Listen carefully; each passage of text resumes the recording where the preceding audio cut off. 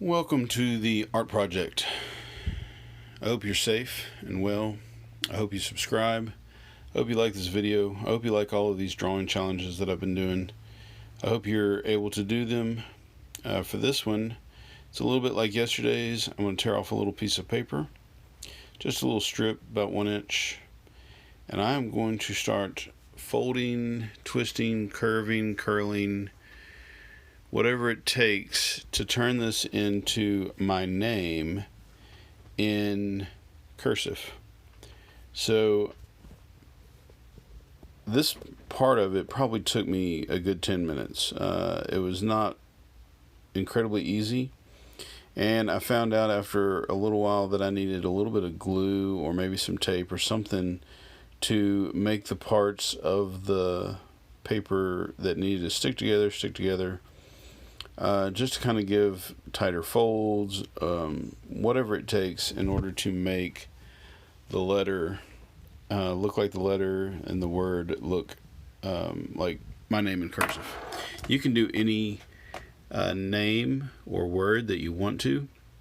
If you want to see more like this, a guy that you can look up is Ed Ruscha.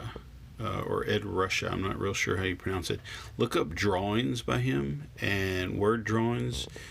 You got to be kind of specific about your search in order to find it. But a long time ago, he used to do, I don't know if he still does them, these drawings of words, kind of like what we're doing today. We're going to do this to practice value. That's what we really want to do.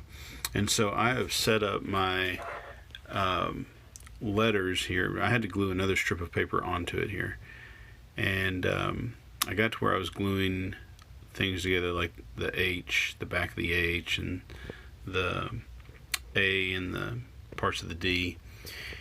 Anyway, once you get all of that done, then you can set it up. I set mine up on a white piece of paper with a white background, kind of a big piece of poster board that I had.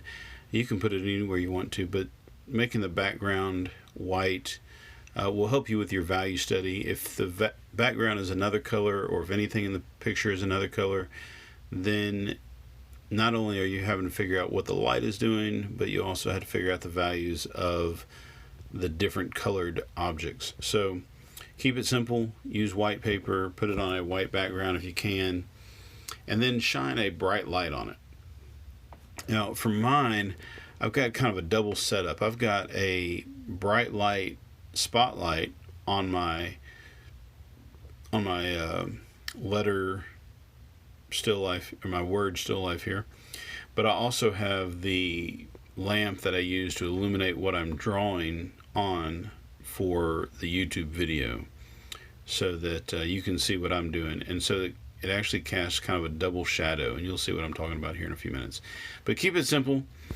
Just set up one lamp for yourself if possible, direct it at the name still life, and then you can draw from observation, which is really good. Just set it up there, look at it, and draw it. Or you can take a picture of it and then draw from the photograph on your phone. Either way, you're going to get something out of it. You're going to learn something, and that's what we're here to do. So about to get this rounded out. Let me crease this and set it up. Let's see.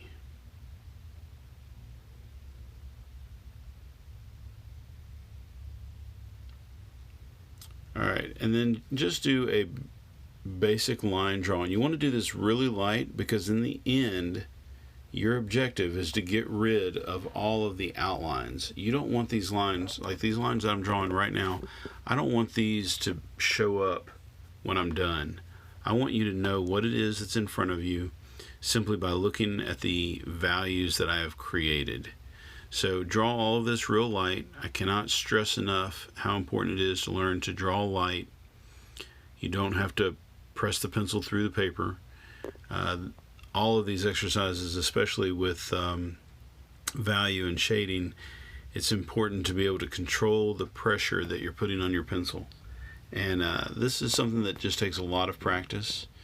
You can draw really, really soft marks. You can draw really hard marks, and you can do pressures everywhere in between to create all sorts of values. And the object of this is to learn to control that pencil, to control that shading, and to get rid of all the outlines. There's no outlines in real life.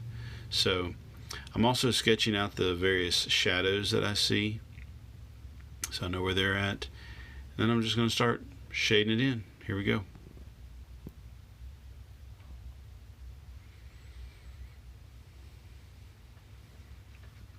So in this, while you're doing this, while you're watching this video, let me give you a little bit more information. Just let me share with you some philosophy and some advice. We're in a crazy situation right now with the COVID-19 virus. We are pretty much on lockdown. You can leave your house, but only limited and the government has, I think rightly so, shut down different businesses because so many people go to those businesses and it becomes just a sharing place for the virus. You go to a restaurant and everybody in there is either coughing or touching something or running their hand along something. So anyway, long story short, we're in a crazy situation and things are being shut down. But you know what they can't really shut down? Your ability to make art right in your very own home. It is a business that you can develop. You can develop your skills, you can develop your products, you can sell them online, you can sell them through Facebook or Instagram or just any of these different outlets, and you can mail them right from your own mailbox. And you can actually buy postage to do that on the internet. So, I don't know, this is just extra. It's just some stuff I've been thinking about. How important it is to be able to make a product at home. If you're a restaurant, in one sense, you're just going to get shut down because you can't have that many people and that whole public thing going on, and there's got to be containment and all that. But if you are a artist out of your own home, well, they're going to send you to work. Stay at home and work. There you go. So my advice is to get it doesn't have to be drawing. Hopefully you like drawing and you're learning a lot from these videos that I'm making. But dude, it could be quilt making, it could be crocheting, you could learn to make